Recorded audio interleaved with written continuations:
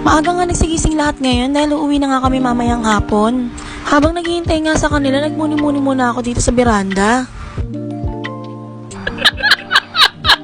Maya-maya nga sumakay na kami sa van.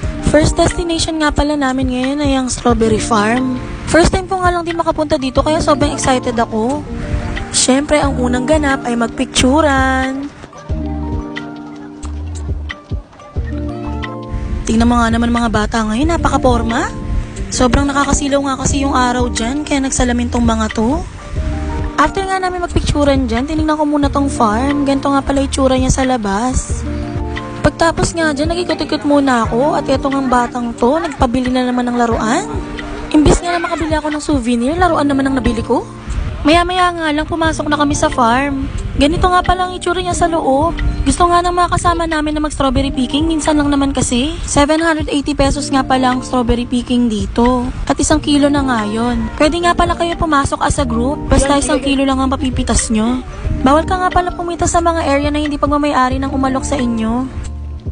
Maya-maya nga lang itong batang ito, lumublob naman sa putik. Ito nga pala yung nabili kong sapatos sa ukay at nabinyagan agad ang bata na ito. Napakahirap nga talagang gumala pag may kasama kang batang hyper. Ganyan ata talaga kapag anak ng pandemic. Nagkanda high blood talaga ako, day. Taong bahay nga kasi tong batang ito. Kaya nga pag nasa labas kami, sabik na sabik siya talaga.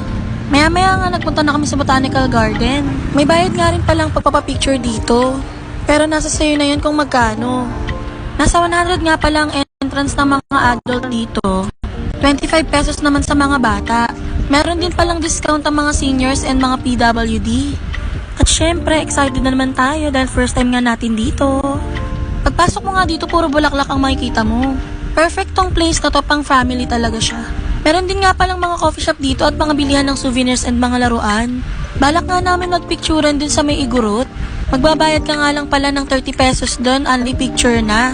Tuwang-tuwa nga ako kasi first time din to ng anak ko. At eto nga, in character din siya. Napalitan ko na nga pala yung sapatos niya dyan dahil naputikan yung isa. May dahilan siguro talaga kaya 2 binili kong sapatos. First time ko nga lang din magsuot ng mga ganito kaya sobrang excited ako. At eto ang 2 bata na naman at in character na naman sila.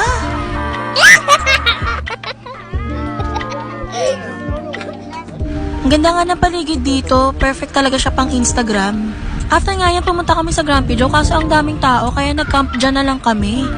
Hindi nga kasi kami nag-almusal kaya hindi na namin kaya yung gutom. Kaya ang ending, napashakis na lang kami. After nga namin mag-shakis, nagkape-kape na lang. Maya-maya nga, sumakay na kami sa van.